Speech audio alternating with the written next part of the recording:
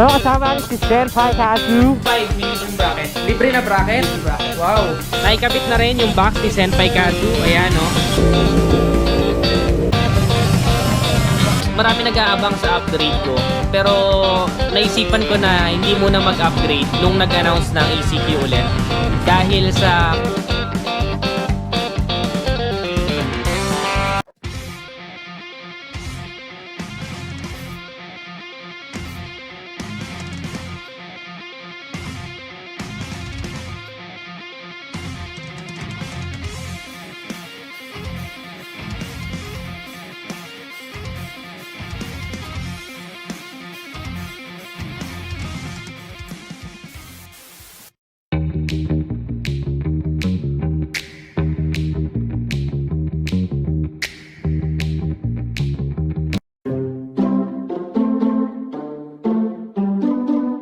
so, kasama ni si Senpai Kazu. May lakad kami. Date kami. Ay, date daw kami. Kaya lang pre, lagay ko lang yung cellphone ko sa loob. Nakita kami dahil may pupunta kami ng secret shop. At meron tayong ikakabit na malupit. Pero bago muna ikabit, sogo muna. Dire-diretso na lang to. Sakto, nandun na si Boss Alex. Makikita nyo kung anong malupit na gagawin. Traffic! Traffic ba? Ginagawa yung kabilaan na ano eh. Saan ka ba dumaan? Saan ka dumaan? Papuntan 01. Ah, okay. Parehas ginagawa. Tara! Ako mauna. Yan. Kasama natin si Senpai Kazu kasi may lakad kami. Patayan ako. Nag-stall. Yan. Humalabak na ang ating social media friends. Nakakatuwa, no? Dati si Senpai Kazu pinapanood ko lang yan eh. Ngayon, lagi-lagi kasama na natin sa mga vlog. Isa yan sa mga OG ng YouTube. So pupunta tayo ngayon sa secret shop dahil meron kaming lakad doon ni Senpai Kazu. Mag-upgrade kami ng accessory. So mga ano sa motor, kailangan sa motor. Makikita nyo kung ano yan yung ilalagay ni Senpai Kazu. Siguro sa vlog niya na lang, pero baka makita nyo na rin sa vlog ko kasi magkasama kami. Kaya wag na natin patagalin to. Tingnan natin kung ano yung sinasabi kong gagawin namin doon sa secret shop. Doon na tayo magkita-kita. Hindi ko na kayo i-bore dito sa aming biyahe papunta dahil makulimlim nga. So without further ado, let's get it. I need to know everything, who and the what and the where, I need everything. Trust me, I hear what you're saying, but act like it's new what you're telling me. I'm curious, George, I hop in the Porsche, 5 and a horse, I'm ready for war, I'm coming for throws. So yun, NSS, dumating na tayo dito sa secret shop, Bolehan silang Cavite. Siyempre, kasama natin si Boss Alex. Matagal na din hindi nyo nakikita sa vlog to eh. Namiss ka nila, Boss Alex. So ngayon, kasama din natin si Senpai Kazu. Nakita nyo naman bumiyahe kami kanina. So si Senpai, ang kanyang gagawin sa motor niya, naka-sniper kasi siya, naka-sniper. So ito yung ano niya, kakabit niya, G-Star. G-Star. Magkano ba to, Boss Alex, para magka-idea sila? 6.5, may libreng bracket. Libre na bracket? Libre bracket. Wow. So ano yung bracket, ano? Pwede siya mamili, HRV, DC Monorack, Rhizoma, SEC. Yun. Oh, Pwede talaga? mo pipilian. Basta siya na mamimili. Libre na gusto niya, libre na pwede. yung bracket. So yun, ito, G-Star 6.5 lang. Pero kapag walang bracket, may bracket na sila. May mga customer kasi may bracket na, di ba? Oo. Binibigyan namin siya 5.5. 5.5 lang. Pero with warranty pa rin. With warranty pa din. Warranty sa net, mga freebies yun. Gano'ng katagal si warranty niya? Valid for 3 months. 3 months. Pero minsan week pa lang pinapacheck na namin para sure Sure na sila, na-satisfied Pero sila. so far wala pa naman. Baliktad na sticker lang, yun lang. Okay, nagkabaliktad lang. So yun, pagka may warranty ang isang box, ibig sabihin, tiwala sila na quality yung kanilang pinoproduce.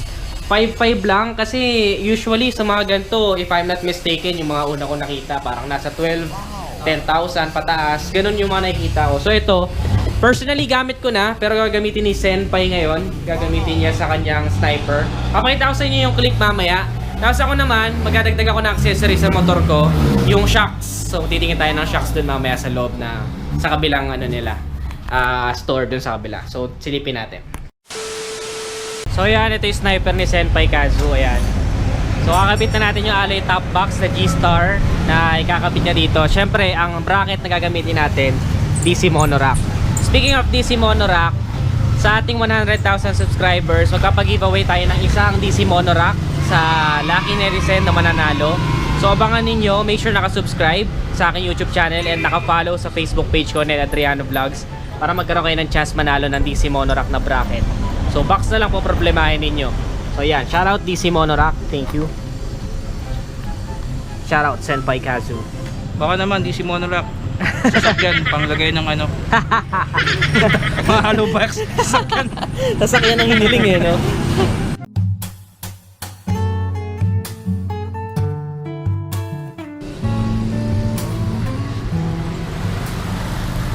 So yun, netizens, nakikita ninyo, gamit ko pa rin yung Mio Soul i125 ko.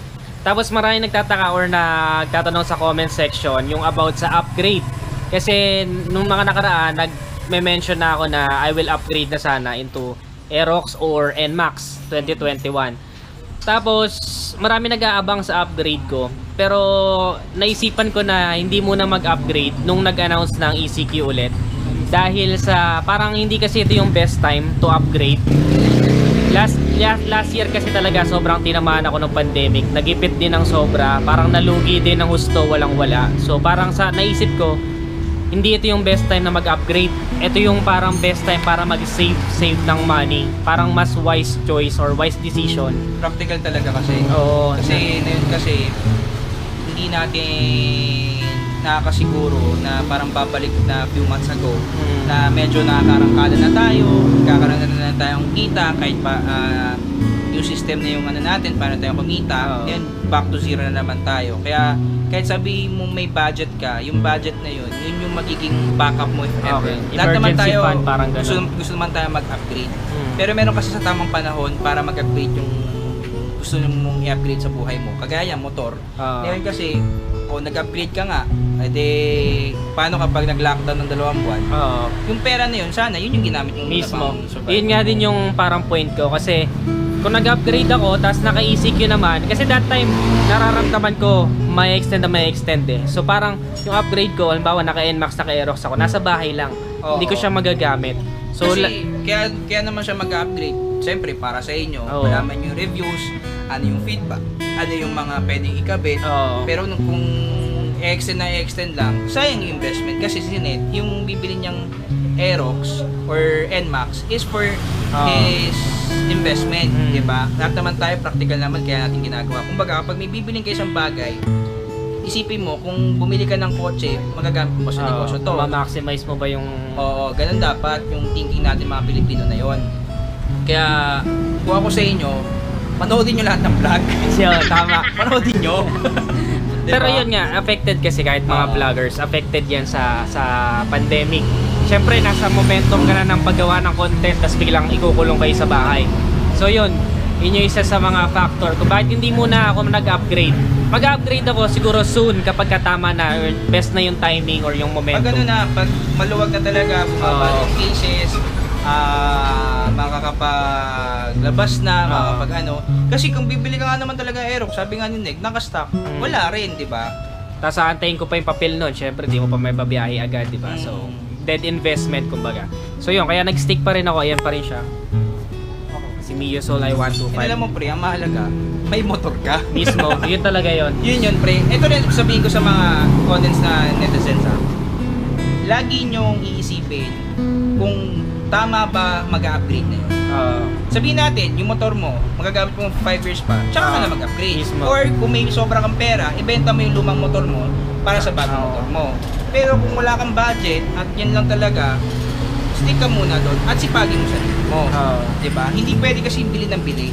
Mismo. Diba? Yun din yun, yung porket halimbawa mabenta tayo ngayon or kung kahit kayo halimbawa sa business mabenta tayo ngayon, nag-upgrade din kayo ng lifestyle, hindi naman laging mabenta. Darating at darating ka sa rainy day season, kumbaga.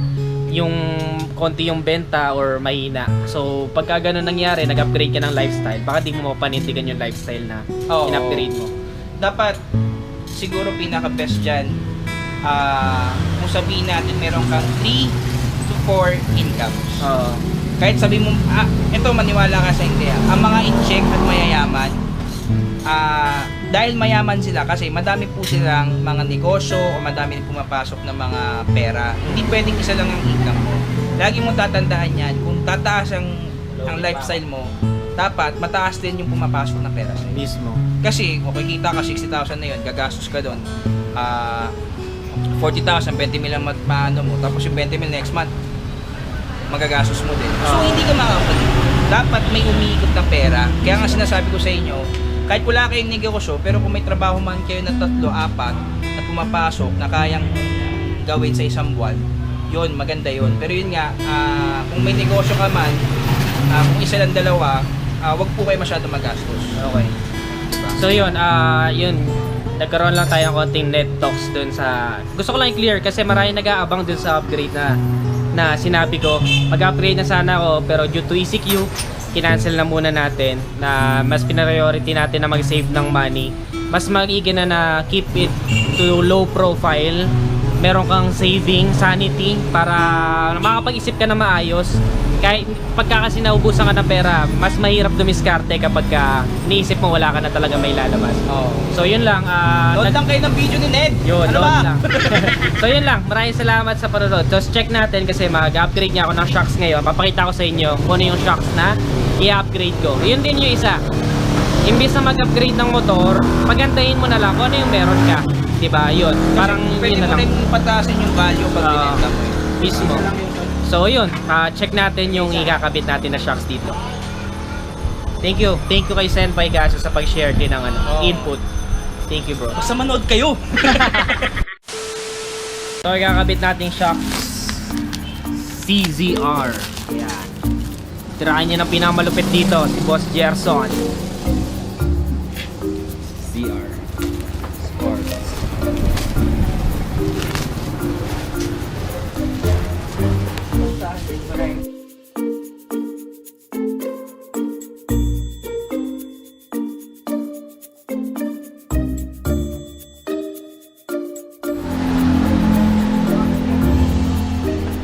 Okay, let's go.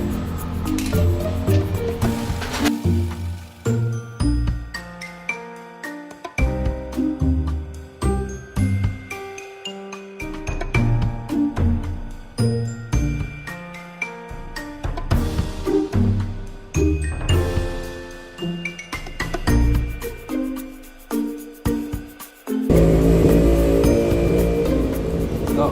Talpak na, balik ko.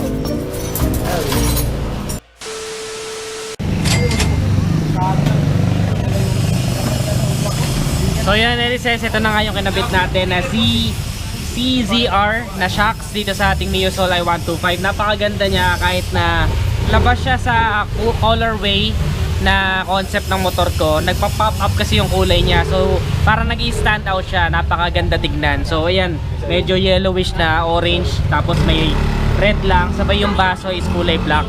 Nagustuhan ko yung inahatid niya na colorway or yung forma. Ngayon, ito-test drive natin. Papakiramdaman ko kung kamusta siya. Kasi medyo pinatigasan ko gawa na nag-aangkas ako. May OBR tayo. So, check natin yung performance. I-update ko kayo. So, tara! So, bago ko i-test drive yung aking shocks na pinalit ngayon, CZR, ay naikabit na rin yung box ni Senpai Kazu. Ayan, no?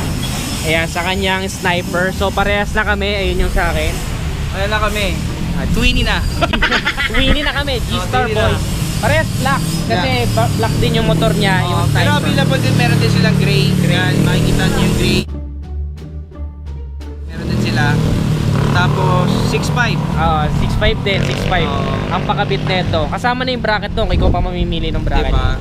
Tapos yung sa kanya, DC Monorack yung kinabit natin. Shoutout DC Monorack, mamimigay tayo niya sa 100k subs natin. Yun, no? Isa sa isang lucky netizen.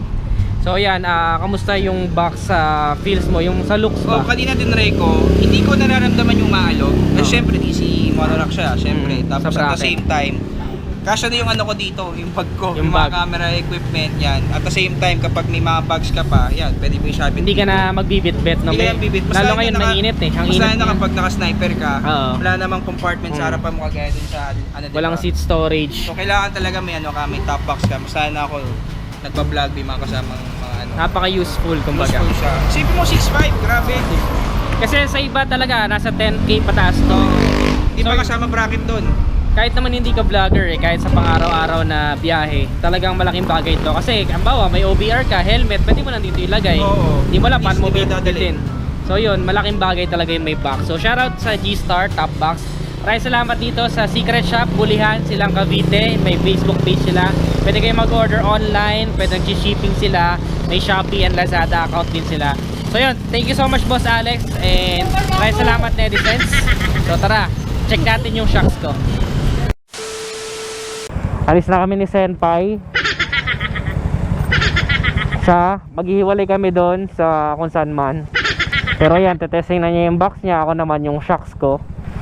Nakita nyo naman kung gaano kaganda kanina yung shocks natin na ipinalit. So syempre pinatigasan ko na yung suspension sa likod dahil may angkas ako palagi. Kung ako lang mag-isa, papalambutan ko yun. Pero dahil nag-aangkas tayo, pinatigasan ko na para sakto yung kanyang play kapag ka naman nalubak tayo ng may angkas. I need to know everything, who and the what and the where, I need everything. Trust me, I hear what you're saying, but I like it's new what you're telling me. I'm curious, George, I hop in the Porsche, 5 and a horse, I'm ready for war, I'm coming for throats, to turn to a ghost, I need to know everything. Ayos! Ang ganda! Maganda, maganda. Maganda performance na itong shock na to Nagustuhan ko siya. Nag-enjoy si Senpai dun sa ano niya sa motor niya. Nagpapagaling yan sa manual transmission Oo. Ang bilis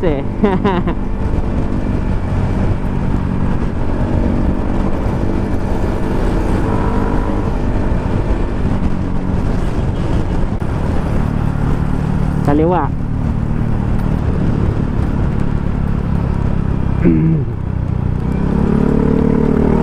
So yun, sense, ang honest take ko na first impression dito sa kinabit nating shocks, mas malambot siya compared dun sa stock shocks ng Mio Soul i125 kasi nasanay na ako sa matigas na suspension. So ito, pina-adjust ko na to dun sa pinakamatigas na pwede sa kanya, and parang pag may angkas tayo mas maganda yung play, kumbaga. So kapag ganito ng kalsada na ano lang, yung plain lang, hindi naman talaga lubak, plain lang pero hindi pantay-pantay, nararamdaman ko umaalog siya, para siyang kabayo. Pero ito maganda, kapag yung tunay na lubak, yung baku-bakong kalsada, doon mo mas ma-appreciate yung ganitong klaseng suspension. Kasi parang hindi mo maramdaman na nalubak ka ng malaki. Unlike kapag stiff yung suspension mo, pag lubak talaga yung kalsada, pag lubak talaga yung daan, damang-dama mo na nalubak ka. Parang matagtag sa'yo sa pakiramdam ng rider kapag matigas ang suspension. Pero ito, maramdaman mo malambot ang suspension niya kapag dire-diretsong kalsada pero di pantay-pantay, na ganun-ganun ka kasi para ka nasa kabayo. Pero once naman na idaan mo sa totoong lubak, dadaan natin sa lubak. Ito, lubak-lubak Yun, dun mo siya mas ma-appreciate pag tunay na lubak yung dinaanan mo. Yan, lubak. Lubak-lubak na kalsada. Dun mo siya mas ma-appreciate kasi sakto yung play niya. Kumbaga, ina-absorb talaga ng shock yung lubak, hindi nung driver. Less yung tagtag sa driver side, kasi mas maganda yung absorption dahil mas malambot yung suspension, mas nagpe-play siya. So magiging thankful ka dito kapag ganito yung klaseng kalsada na lubak-lubak. Yan, ito lubak-lubak to. Diba? Dati talagang halos pumipikit na ako dito sa bandang side na to sa sobrang grabe ng lubak. Ngayon sakto na lang siya, na-absorb niya na maayos. So mas pasasalamatan ko siya kapag lagi akong dumadaan sa mga ganitong klaseng kalubak na kalsada. Pero yung ganitong straight na kalsada, para ka nga lang nangangabayo kapag kasi sa mga racing, di ba, pinapastick nila yung suspension para talagang maganda yung takbo, yung arangkada, yung stability. Pero kapag ganito, kalsada ng Pinas sa lubak-lubak, pasasalamatan mo yung ganitong play ng suspension. Yan, nalapit na kami maghiwalay ni Kazu. Kazu. Malapit na tayo maghiwalay.